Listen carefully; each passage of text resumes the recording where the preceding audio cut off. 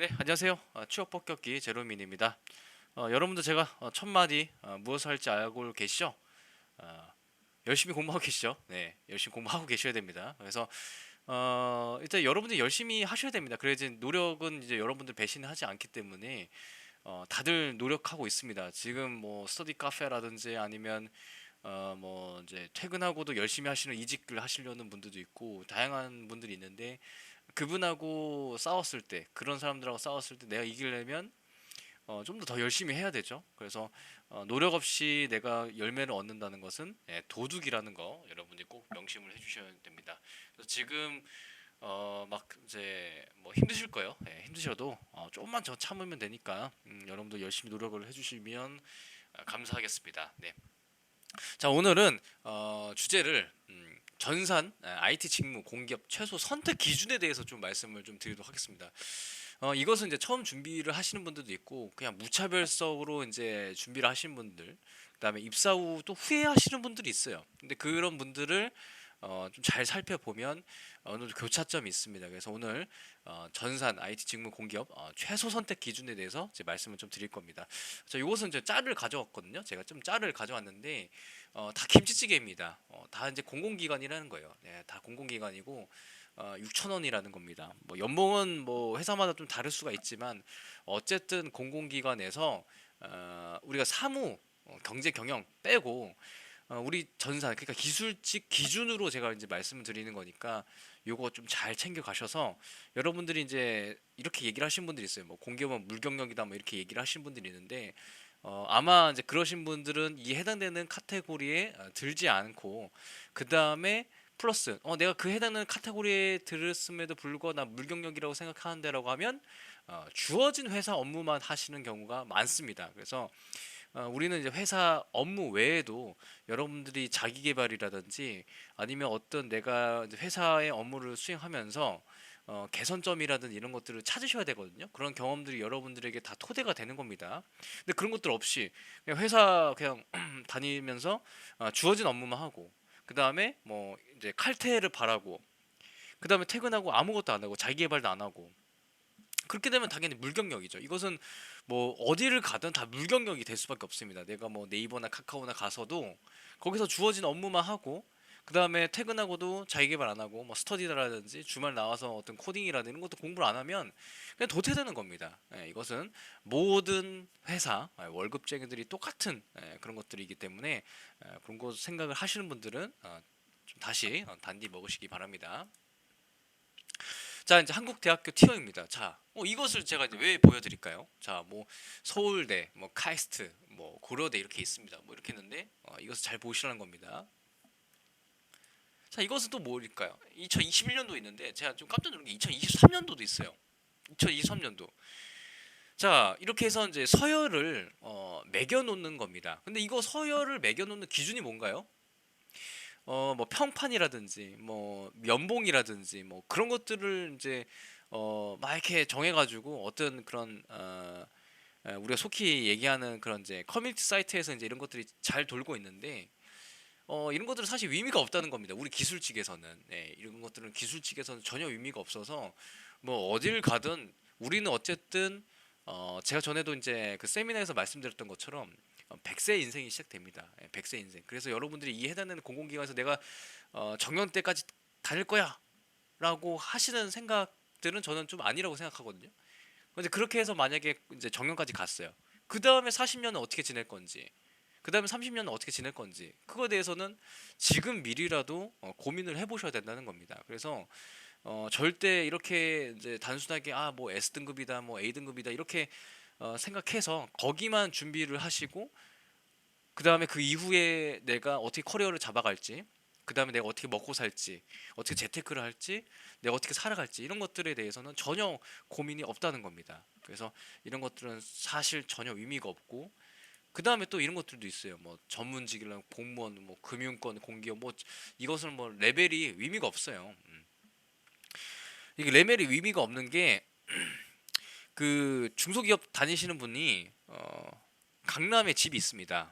음, 그리고 여기 이제 사법고시 뭐 나중에는 뭐 이렇게 뭐 이제 부로 늘려 나가시겠지만 사법고시인 분들은 뭐 지방에서 근무한다고 칩시다. 네. 그러면 돈으로 따졌을 때는 사실 차이가 있다는 거죠. 뭐 당연히 이제 사회적인 평판이나 이런 것들은 좀 다를 수가 있기 때문에, 그래서 사실 이거 말고도 우리가 그 인생을 살면서 비교 자체가 의미가 없다는 겁니다. 의미가 없어요. 네? 그러니까 전혀 그런 것들을 여러분들이 제 이제 구독자이신 분들이나 이 영상을 보는 이제 보시는 분들은 이게 아예 의미가 없다라고 생각을 하셔야 됩니다. 그래야지 이 뒤에 부분을 여러분들이 좀 받아들일 수가 있다라고 생각을 하시면 됩니다. 의미가 없습니다. 예, 의미가 없어요. 전혀 의미가 없으니까 아이 뭐 그래도 나는 의미가 있다. 자, 그러면 입사를 하신 다음에 여러분들을 바라보시면 아 이건 정말 의미가 없구나라고 아마 생각이 드실 거고, 그 다음에 내가 무엇을 해야 될지 또 고민을 하시게 될 겁니다. 그래서 그런 부분 좀 잘 챙겨주시면 감사하겠습니다. 자, 오늘의 이제 주제입니다. 다시 한번 좀 이제 주제에 대해서 말씀드릴 거고 세부적인 내용입니다. 자, 전산직하고 IT직 선택 기준 및 근거에 대해서 오늘 제가 말씀을 드릴 거예요. 자, 첫 번째. 자, 여러분들이 이제 목표하는 그 기관이 뭐 금융권이다, 뭐 한국은행이나 뭐 이런 것들 전혀 상관없이 그냥 주요 정보통신 기반 시설을 보유한 기관, 전자금융 기반 시설 포함입니다. 그 해당되는 기관을 선택을 하셔야 됩니다. 자, 이것을 이제 왜 그러냐면 주요 통신 기반 시설에 해당이 됐다라고 하면 어떻게 되죠? 예산이 나옵니다. 예산. 뭐 다른 데 더 예산이 있겠지만 주요 기반 시설이기 때문에 관련된 체계와 법률이 있다는 겁니다. 그 기반 시설이 보유가 되면, 기반 시설이 선정이 되면 거기에 맞춰서 행정안전부라든지 과기정통부라든지 그런 프로세스들이 있다는 겁니다. 자, 프로세스가 있다는 것은 무엇이죠? 어떤 투자가 이루어진다는 거죠. 그러면 투자가 있다. 그럼 여러분들에게 어떤 기회가 있는 거죠? 기술직에서는, 전산직에서는. 자, 여러분들의 커리어 방향이라든지 아니면 새로운 시스템이나 이런 것들을 접할 수 있는 기회가 있다는 겁니다. 자, 그것 때문에 주요통신 기반 시설 보유 기관, 그다음 전자금융 기반 시설 포함 기관을 꼭 선택을 하셔야 된다는 거. 이것을 여러분들이 꼭 명심을 해주시기 바랍니다. 자, 이게 들어가면 뭐 개인정보라든지 이제 관련된 그런 파생되어 있는 그런 기술들을 여러분들이 습득을 하실 수가 있다라고 생각을 하시면 될 것 같습니다. 자, 두 번째, 자, 보안부서와 일반 IT 부서가 분리된 기관을 꼭 선택을 하셔야 된다는 겁니다. 자, 이제 간혹 가다가 그 회사마다 이 보안부서하고 일반 부서하고 겸직을 하는 경우가 매우 많습니다. 자, 이것을 왜 분리를 해야 되냐고 하면 이 분리를 해야 되는 것 자체가 주요 정보 통신 기반 시설에 포함이 되어 있다는 겁니다. 그렇지 않아도 같이 이제 겸직하는 경우도 있는데 어쨌든 나중에는 그런 법률이라든지 뭐 국정원 실태평가라든지 관련된 그런 이제 평가를 받으면서 아마 계속적으로 이제 조직을 확충해 나가든지 아니면 분리를 할 겁니다. 그래서 보안부서하고 일반 IT 부서가 분리된 기관을 선택을 하셔야 됩니다. 그래서 그 선택이 돼야지 보안 팀이 따로 있고 일반 팀이 따로 있으면 어쨌든 그 해당되는 회사는 거기에 대해서 인원을 확충해주고 그만큼 각각 그 보안 부서의 장이 있잖아요. 뭐 일반 IT 부서의 장이 있습니다. 각각 견제를 하면서 서로 윈윈하는 것들을 여러분들이 보실 수가 있으실 거예요. 그리고 투자라든지 관련된 것들을 경험을 할 수가 있다라고 생각을 하시면 됩니다. 이게 사실 이제 겸직 같은 거나 이런 것들이 이제 문제가 되는 경우가 있어요. 한 이제 A 회사 같은 경우에는 겸직을 합니다. 그래서 내가 홈페이지를 유지 보수를 하고, 근데 유지 보수 사실 할 수가 없죠. 왜냐면 홈페이지 그 자체도 내가 업무가 엄청나게 할당이 되는데 그거 플러스 보안 인프라를 운영을 합니다. 예, 보안 인프라를 운영합니다. 그러니까 예를 들어서 뭐 DRM이라든지 이제 관련된 이제 그런 이제 매체 제어라든지 이제 그런 관련된 것들을 다 한다는 겁니다. 그렇게 되면 사실 여러분들의 있는 그런 경험들 자체가 내가 어떤 경력이라든지 커리어를 쌓을 수 있다는 그런 경험들이 이제 많이 이제 줄어든다는 겁니다.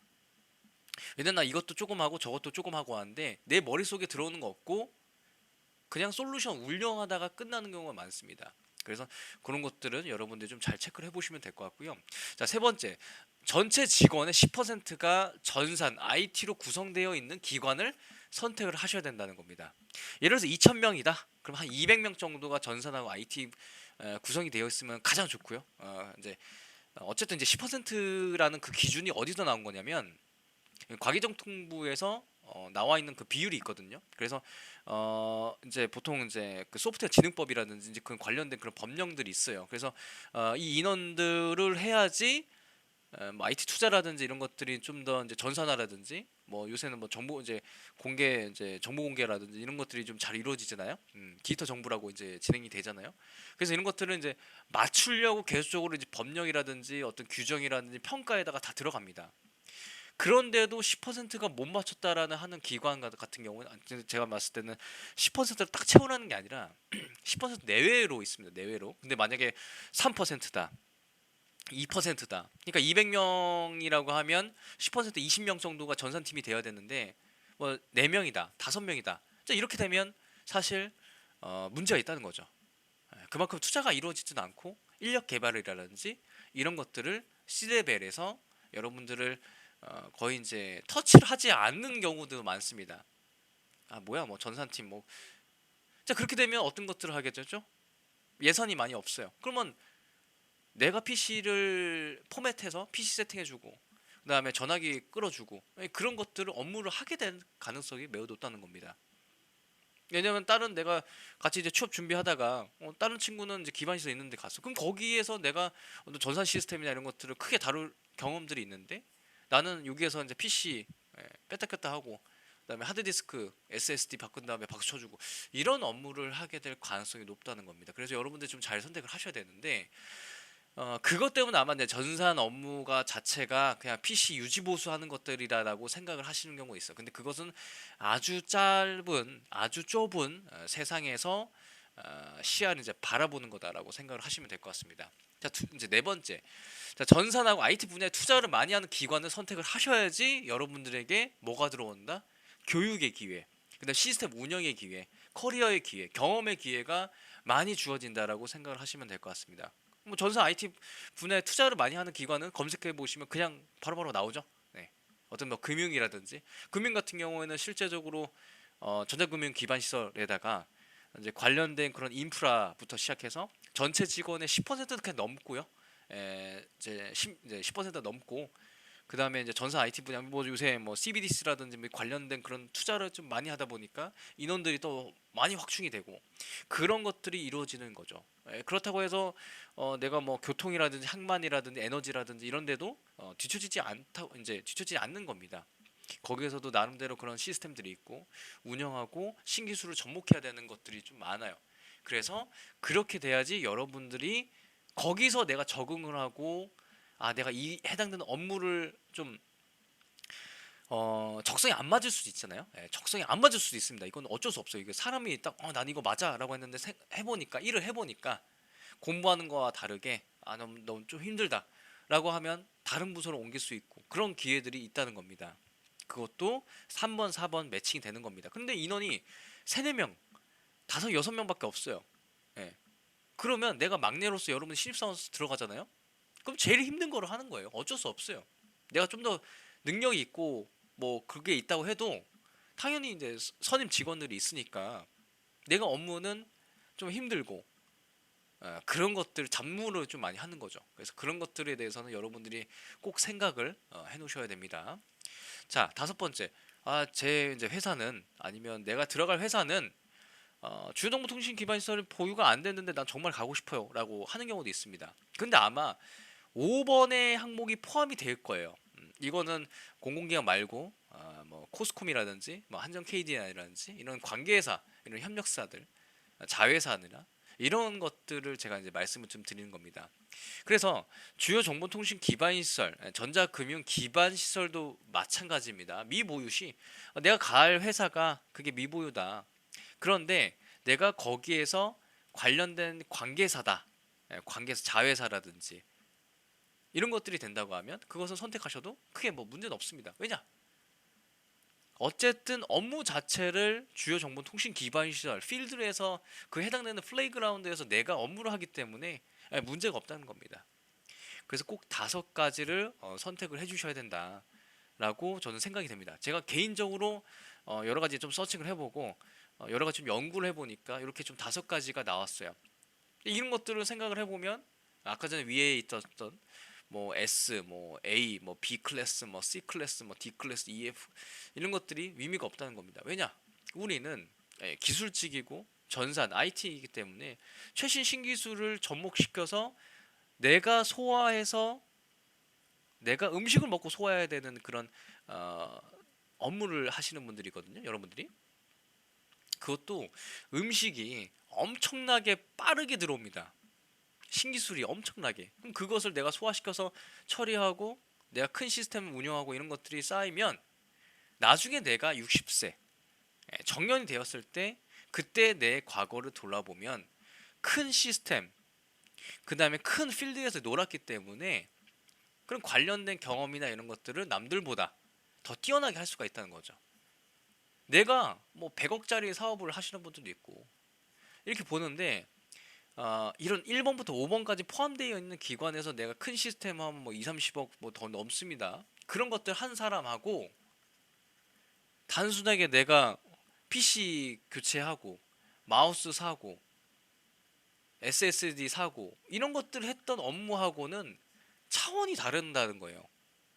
같이 입사를 했음에도 불구하고 같은 공공기관이라고 카테고리가 있지만 거기 내에서도 달라진다는 거죠. 그렇게 됐을 때 여러분들이 60세 정년 끝나고 나서 어떻게 합니까? 나중에 뭐 감리하시는 분들도 있고 아니면 본인의 사업을 하시는 분들도 있죠. 이렇게 되면 어떻게 됩니까? 용산 하겠죠. 용산 가게 돼요. 그래서 이런 것들을 여러분들이 좀 잘 생각을 해보고 내가 그냥 무턱대고 그냥 회사를 선택하는 게 아니라 이런 조건의 회사를 선택을 하고 이 카테고리에 들었다라고 하면 가셔도 무방합니다. 그게 어디가 됐든 왜냐 그것을 내가 경험하고 체득을 함으로써 여러분들의 그런 이제 펀더멘털이 좀 더 커지게 되거든요. 그때 다른 데로 이직을 할 수 있는 포인트가 생긴다는 겁니다. 그런데 내가 이 해당되는 1번부터 5번까지 포함이 안 되어 있고 그냥 PC하고 그냥 마우스하고 그런 유지보수를 한다 하면 안타깝게도 그 해당되는 직무로 해당되는 업무로서 내가 자소서에 쓸 수 있는 양은 매우 극히 드물게 됩니다. 그래서 그러신 분들은 또 다른 이제 솔루션 같은 것들이 있어요. 그거는 이제 다음에 이제 말씀을 좀 드리고 어쨌든 내가 이 해당되는 속하지 않는 기관이라고 하면 지금 빠르게 피봇을 하셔야 됩니다. 피봇이라는 게 바로 이직이라든지 그런 경험들을 빠르게 쌓을 수 있는 방법들을 빠르게 이제 늘려 나가셔야 됩니다. 하지만 이러시는 분들이 있어요. 아 나는 그 편해. 나는 그냥 뭐 PC 같은 것들 유지보수하고 아무 생각 없이 뭐 이것도 뭐 생각이 있지만 그래도 이제 복잡한 업무들이 아니잖아요. 뭐 클라우드에 뭐 올려가지고 막 미드웨어는 뭐 써야 되냐 막 이런 것들을 해서 뭐 스루풋 다 계산하고 막 이런 것들이 아니잖아요. 그래서 그런 것들을 나는 괜찮아 나는 적성에 맞아라고 하면 맞습니다. 그걸 하시면 돼요. 그건 제가 봤을 때는 더 할 나위 없는 직장입니다. 근데 우리는 어떤 것들을 봐야 되냐? 60세 이상 60세 이후 그러니까 우리가 정년 이후에 어떻게 살아갈 건지를 생각을 해보셔야 되는 겁니다. 지금 바로 지금 입사를 하지 않는 그 시점에서도 미리미리 생각을 해놓으셔야 됩니다. 이거 나중에 이렇게 생각 안 하고 그냥 입사해서 어떻게 되겠지라고 생각하시다가 2, 30년 금방 갑니다. 그리고 나서 내가 나는 뭐 하지? 나는 물경영이다. 이렇게 해서 생각하시는 분들이 많거든요. 절대 그렇게 하시면 안 된다는 거 저희 구독자 여러분들은 잘 체크를 해주셔야 됩니다. 자 이제 유명한 짤이에요. 네, 유명한 짤인데 자 먹었습니다. 기분 좋죠 걔는. 자 그런데 여기에 더 많은 열매들이 있습니다. 그래서 여러분들이 선택을 할 때 선택의 중요성이 가장 중요하다는 거예요. 그래서 꼭 이거 여러분들이 좀 잘 체크를 해보시고 여러분들이 좋은 성적을 낼 수 있게 그렇게 열심히 해주시면 됩니다. 하여튼 자 오늘 영상 여기까지 찍고요. 다들 이제 많이 힘드실 거예요. 근데 지금 덥잖아요. 이제 뭐 장마 끝나고 폭염이 시작됐는데 가장 시원한 곳은 어디죠? 1번 도서관. 네, 도서관이죠. 아직도 이제 대학교 도서관, 대학생이신 분들 도서관 가시면 되고, 나는 이제 졸업을 했다. 스터디 카페 있습니다. 스터디 카페, SG, 스터디 카페. 스터디 카페 가면 됩니다. 스터디 카페 얼마나 시원해요. 각각 뭐 지역마다 뭐 다르긴 하지만 보통 뭐 4시간씩, 뭐 5시간씩 뭐 하루 가서 공부하셔도 되고 아니면 정액권, 저는 정액권을 추천드립니다. 그래서 정액권에서 나는 좀 정액권도 선택하는 방법이 있어요. 나는 그냥 취업 준비생이다, 전업 취업 준비생이다 하면 뭐 사주권, 뭐 이주권 이렇게 하시고 나는 이제 뭔가 이직을 해야 되고 난 지금 현재 직장에 다닌다 하면 60시간권 끊으시면 됩니다. 그거 해가지고 내가 하루에 두세 시간씩 끊어서 공부하고 그런 것들이 쌓이면서 나중에 내가 커리어를 좀 더 쌓을 수 있는 그런 기회들을 잘 만들어 나가시면 될 것 같습니다. 자, 하여튼 오늘 여기까지 찍겠습니다. 다들 고생 많이 하셨습니다.